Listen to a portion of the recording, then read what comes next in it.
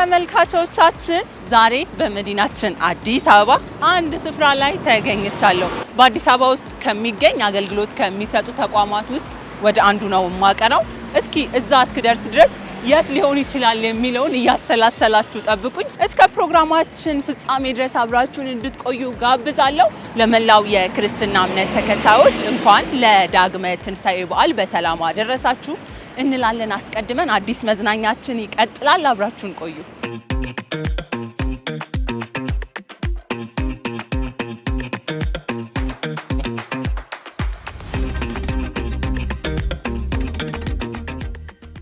ተመልካቾቻችን እንግዲህ ወደ መዳረሻዬ ደርሻለሁ። አንዳንድ ነገሮች ስታዩ የት ሊሆን እንደምችል መቼም ግልጽ ነው። በውቡ የአዲስ አበባ ጎዳናዎች አንድ የተመለከትነው እንግዳ ነገር አለ። መቼም ሁላችሁም አስተውላችሁት ይሆናል ብዬ ገምታለሁ። በአዲስ አበባ ጎዳናዎች ላይ እጅግ ዘመናዊ ቅንጡ የሆነ የሕዝብ ትራንስፖርት አገልግሎት የሚሰጥ የኤሌክትሪክ የትራንስፖርት አገልግሎት ሰጪ ተሽከርካሪ በስራ ላይ ውሏል። እንግዲህ ዛሬ ውሏችን የምናደርገው በዚህ ቬሎሲቲ በተሰኘው የኤሌክትሪክ ተሽከርካሪ ነው። ለማህበረሰቡ፣ ለኛ፣ ለሁላችንም ለመዲናዋ ነዋሪዎች አገልግሎት እየሰጠ ነው የሚገኘው። ምን አዲስ ነገሮች ይዘው መጥቷል የሚለውን ከካፒቴናችን ጋር እንዲሁም ደግሞ ከተሳፋሪዎች ጋር ቆይታ የምናደርግ ነው የሚሆነው። ዛሬ ከኔ ጋር አዲስ አበባ ውስጥ ሽር ብትን እያልን ነው የምንውለው። አብራችሁ ሰላም ሰላም፣ እንዴት አለሽ? ሰላማት፣ እንዴት አደርሽ? እግዚአብሔር ደህና አደርሽ? ካፒቴናችን እንተዋወቅ እስኪ በመጀመሪያ። እሺ፣ ካፒቴን ሰናይት ብርሌ ይባላለሁ።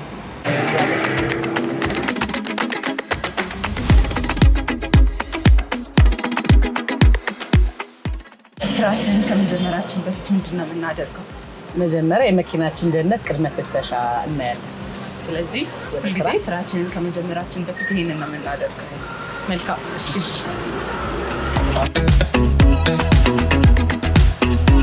የጠዋት ሩቲንሽ ግን እንዴት ነው? ጠዋት ስንት ሰዓት ነው የምትነሽው? ያው ጠዋት እንደ ቤተሰብ ኃላፊነቴ ጠዋት መነሳት ይጠበቅብኛል። ቤት ያለኝን ነገር ከጨረስኩ በኋላ ሰርቪስ መምጫ ሰዓት አለ። ሰርቪስ ይጠብቃለሁ። ሰርቪስ ሲመጣ በተመደበልኝ ሰዓት መሰረት ቶሎ ወደ ስራ ገባለሁ ማለት ነው። ሲገቢ ማታ የቆመበትን መኪና ተቀያሪሽ ጋር ዲል የምታረጊው ሙሉ ቀን አትሰሪም። ማታ የቆመበት ይነግርሻል። አቆምበት ከሄደሽ መኪናሽን ቼክ ታደርጊያለሽ። ቼክ የምታደርጊው መጀመሪያ እነዚህ ነገሮች የምታየው እዚህ ጋር የውሃ ማቀዝቀዣ ኩለንት አለን። ይሄ የመሪ ዘይት ነው። ማክሲመም እና ሚኒመም መጠኖቹን እናይና እነዚህ ብቻ ቼክ የምናደርገው ቻርጅ እንዳለው ቼክ ታደርጊያለሽ። ሞተር ከማስነሳትሽ በፊት እነሱን ቼክ አድርገሽ ወደ ስራ እንሄዳለን ማለት ነው። ስለዚህ የቀኑ ውሏችን መኪናችንን ቼክ በማድረግ ጀምረናል። ብዙ ጊዜ የመኪና ደህንነትን አስቀድሞ በተለይ ጠዋት ላይ ማየት ቀኑን ሞር የተሻለ በኮንፊደንስ ስራሽን እንድትሰሪ ያደርግሻል ነው። ትልቅ ነገር ነው። ስለዚህ የዛሬ ውሏችን አሁን መጀመር እንችላለን በሚገባ ወደ ስራችን። የዛሬ ውሏችን ተጀምሯል። ምንድን ነው ድርሻዬ? የስራ ድርሻሽ የሚሆነው ሆስተሳችንን ስራ ማገዝ ይሆናል። ሃይ ሰላም፣ እንዴት አለሽ? ሰላም፣ እንታወቅ። የስይት ወርቁ እባላለሁ፣ ሆስተስ ነኝ። እሺ፣ እንግዲህ ዛሬ አንቺን እንዳግዝ ነው የስራ ድርሻ የተሰጠን። አብረን ተሳፋሪዎችን እንጠራለን፣ ትኬት እንቆርጣለን ማለት ነው። እዚህ ጋር ረፍኝ። እኔ እንደዚህ ለስራ እንዲመቸኝ እሺ ያለሽ ሰው ወደ ስራ ገተን ዛሬ እሺ፣ ጠርቼ አላውቅም። እንዴት ላይ ዛሬ ስለምጃለሽ ምን አለ እዚህ ጋር ትኬት በምንድን ነው የምንቆርጠው? በፖስት ማሽን ነው ትኬት የምንቆርጠው። እዚህ ጋር የተለያዩ መስመሮች ተሰጥቶናል። ከዛ ውስጥ በሚመቸን ወይም በተመደብንበት መርጠን እንሰራለን። አሁን ለምሳሌ ዛሬ የተሰጠን ቦሌ ሜክሲኮ ነው። ይሄን ስር መርጠው ዋጋውንና የምንሄድበትን መስመር ኔክስት ስቶፕ የት እንደምናውቀው ምናምን ያሳየናል። ከዛ በኋላ ፕሪንት ማድረግ ብቻ። ስለዚህ ሞር ዘመናዊ ነው። አዎ፣ ከዛኛው የተሻለ ነው። ስህተትም አይኖረውም ማለት ነው። ስህተት አይኖረውም። መልካም። ስራችንን መጀመር እንችላለን። በቃ እንችላለን።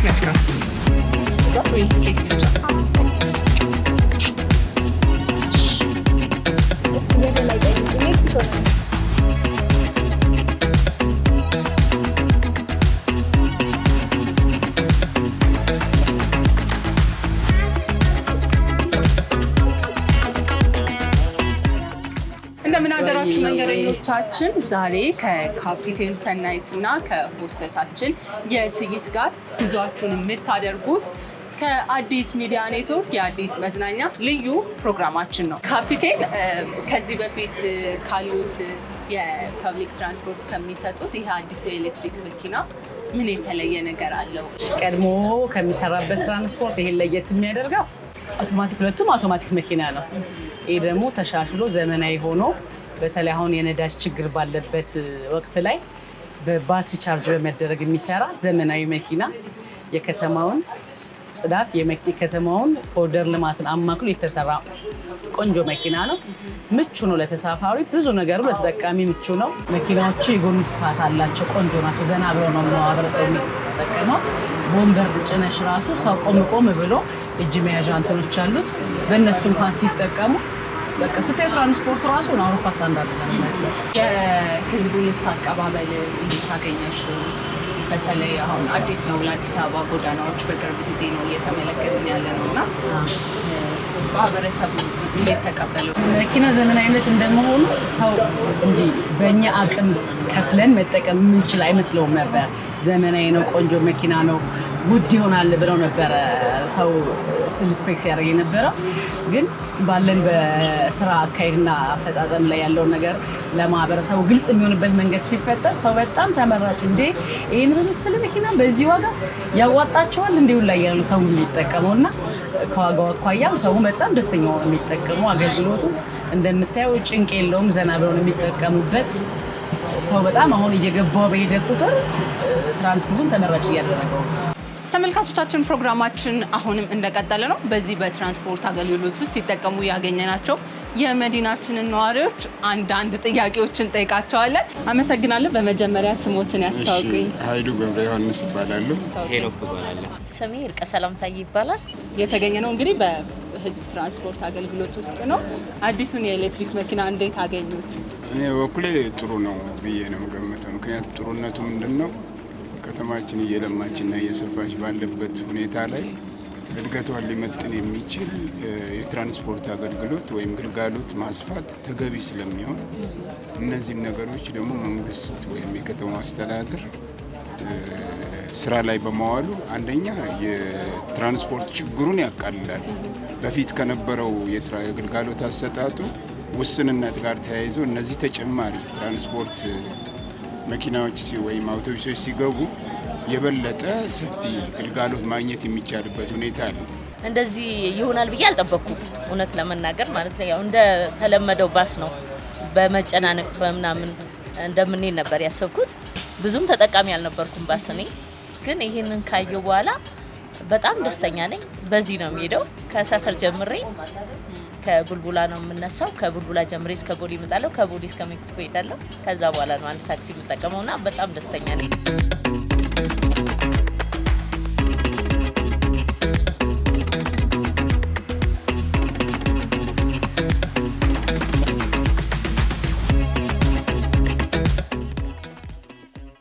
እንግዲህ የዚህኛው ስምሪት ፈርማታችን ጋር ደርሰናል። አሁን ተሳፋሪዎቻችን ወርደዋል። ውሏችን ቀጥሏል። አሁን ደግሞ የቡና ሰዓት ረፍታችን ነው የሚሆነው። ለቡና ሰዓት ረፍታችን እኔ አንድ ጨዋታ አዘጋጅቻለሁኝ። ሆስተሳችንን እንዲሁም ካፒቴናችንን የሙዚቃ እውቀታቸው ምን ያህል ነው፣ ምን ያህል ሙዚቃ ያዳምጣሉ የሚለውን ለማወቅ እኔ የሙዚቃውን ኢንትሮ አስደምጣቸዋለሁ። እነሱ ሙዚቃውን ይገምታሉ ማለት ነው። ያሸነፈ የቡና ሰዓት ረፍታችን ላይ ቡና የሚጋብዝ ነው የሚሆነው።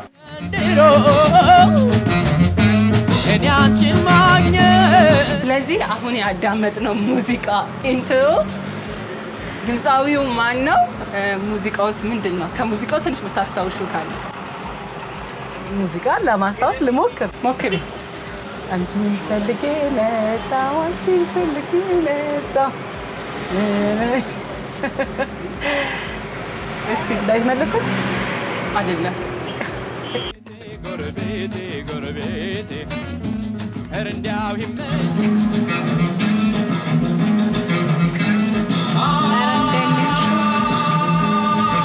ድምፃዊው ማን ነው? ሙዚቃውስ? ሙዚቃው ኧረ እንደው ይመኙሻል የሚለው ነገር እንደዛ ነገር የማን ነው? አይኖ አታውቂውም? ሙዚቃው የአለማየሁ እሸቴ አዲስ አበባ ቤቴ ነው።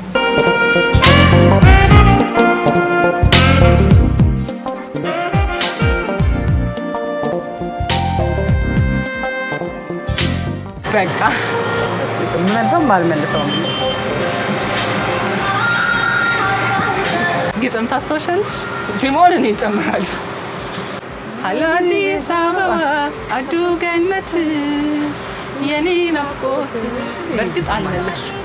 ድምፃዊት ኢየሩሳሌም ሀሎ አዲስ አበባ ነበረ ሙዚቃ። ስለዚህ 2 አልመለሰችም፣ 2 ተስፋ አላት። ትመልሰው ይሆን? ምና ይሆናል።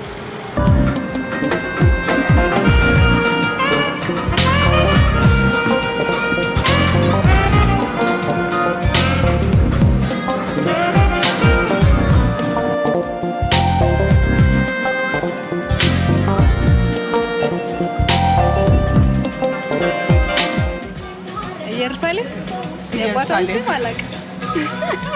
ሙዚቃው ምንድን ነው? ሀሎ አዲስ አበባ። ሀሎ አዲስ አበባ ሙዚቃ ሀሎ አዲስ ትንሽ ትሞክራለሽ? ሀሎ አዲስ አበባ አዱ ገነት የኔ ናፍቆት። የማን ሙዚቃ? ልጅ ሚካኤል። ልጅ ሚካኤል ምን? አዲስ አበባ ወይ አዲስ አበባ። አዲስ አበባ ውስጥ በደንብ የሚደመጥ ሙዚቃውንም አውቀዋለሁ፣ አክቱንም አውቀዋለሁ። ግን ሰውዬው ከየት ላምጣ? እሺ ሙዚቃውን ብቻ በይ።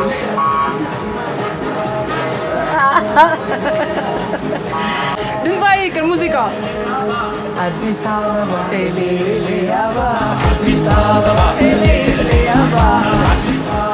ድምፃዊ ብርሃኑ ተዘራ ነበር።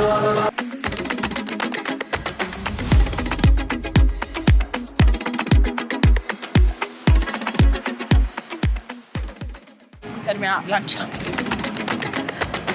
እዛ ጋር ቦታ እዚህ ጋር ተቀመጭ።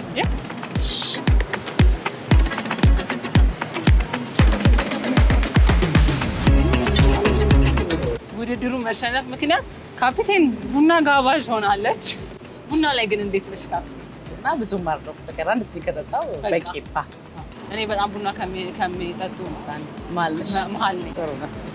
እሺ ቡናችንን እንጠጣና ከዛ ጨዋታችንን ደግሞ እንቀጥላለን።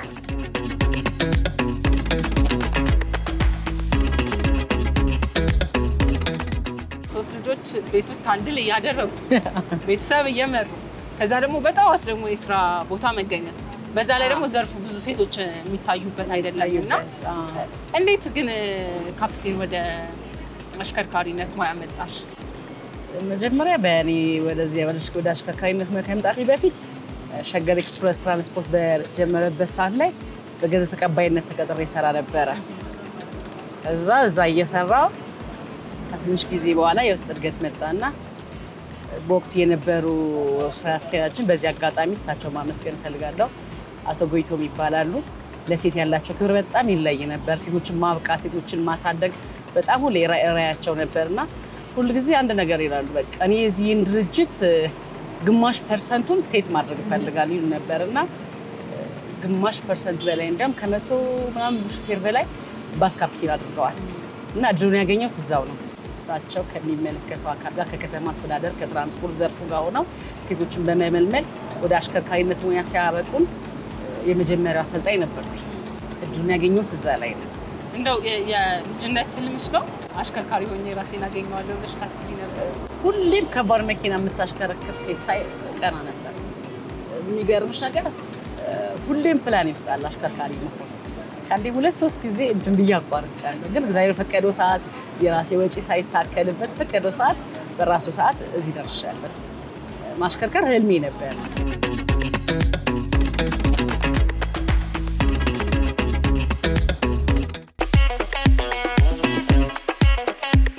ለወጣት ሴቶች ምን ትመክሪያለሽ? ከልምድሽ አንጻር። ከልምድ አንጻር ለመመክራቸው ጊዜያቸውን በአግባቡ ይጠቀም። ጊዜያቸው ማለት እድሜያቸው። ይቻላል፣ የማይቻል ነገር የለም። ሁሉም ነገር ይቻላል። ምንድነው ማንም ሰው በተማረበት ሙያ ላይ ይሰማራል ብሎ አይጠብቅም። ማንኛውም ስራ ሳይመረጡ ማንኛውም ስራ ይስሩ።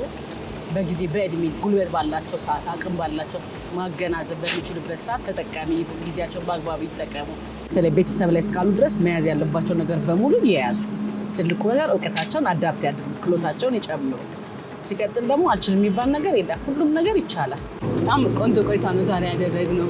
እጅግ ደስ የምትይ ካፒቴንነት፣ ከተሳፋሪዎች ጋር ያለሽ መልካም ግንኙነት፣ አብራሽ ከምትሰራው ሆስተስ ጋር ያለሽ ግንኙነት ደስ የሚል ነው። ዘርፉ በደንብ እየዘመነ እንደሆነ ሲዘምን አገልግሎቱ ብቻ አይደለም፣ አገልግሎት ሰጪዎች ስታንዳርዳችሁ ደስ ይላል። አለባበሳችሁ፣ ዩኒፎርማችሁ ምናምን ጥንቅቅ ያለ ስታንዳርዱን ሞራ ያሳድገዋል ብዬ አስባለሁ። እና እስከዛሬ ባመሰግናቸው እዚህ ለደረስኩበት እዚህ ዋጋ ከፍለውልኛል የምትያቸው ሰዎች ካሉ ደግሞ በዚሁ አጋጣሚ እንኳን አደረሳችሁ ማለት ትችያለሽ። በመጀመሪያ ለሙሉ ቤተሰቦቼ ለዚህ ላበቁኝ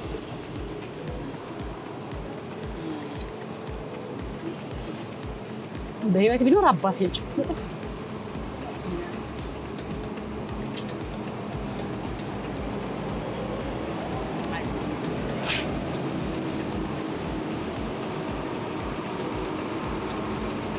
ማመስገን እፈልጋለሁ ቤተሰቦቼ። በመቀጠል ደግሞ የቀድሞ ሸገር ማስ ትራንስፖርት ላይ ዋና ስራ አስኪያጅ የነበር አቶ ጎይቶም ኃይሉን በጣም አድርጌ ማመስገን እፈልጋለሁ። ለመላው የክርስትና እምነት ተከታዮች እንኳን ለዳግማይ ትንሣኤ በዓል አደረሳችሁ እላለሁ። ለመላው የክርስትና እምነት ለዳግማይ ትንሣኤ በሰላም አደረሳችሁ። ቤተሰቦቼን በጣም አመሰግናለሁ። እንግዲህ ዛሬ በከተማችን አዲስ አበባ ጎዳናዎች ላይ ከሰሞኑን ያስተዋልነውን አዲሱን የኤሌክትሪክ ባስ አገልግሎት በተመለከተ ከካፒቴናችን ጋር ከሆስተሳችን ጋር እንዲሁም ደግሞ ከተሳፋሪዎች ጋር ልዩ ቆይታ አድርገናል። እየተከታተላችሁ የምትገኙት የአዲስ ሚዲያ ኔትወርክ የአዲስ መዝናኛ ልዩ የዳግማይ ትንሣኤ ፕሮግራማችን ነው። እንግዲህ ካፒቴናችን አሁን የሽፍት ሰዓቷ ደርሷል። ከቡና በኋላ ሌላ ደግሞ ተተኪ ይገባል። ከእሷ ጋር ያለንን ቆይታ እዚህ ጋር እንቋጫለን። እየተከታተላችሁን ስለነበረ እጅግ አድርገን እናመሰግናለን። የክርስትና እምነት ተከታዮች በድጋሚ መልካም በዓል እንዲሆንላችሁ ከወዲሁ እመኛለሁ። የአዲስ መዝናኛ ፕሮግራማችን የሚቀጥል ይሆናል።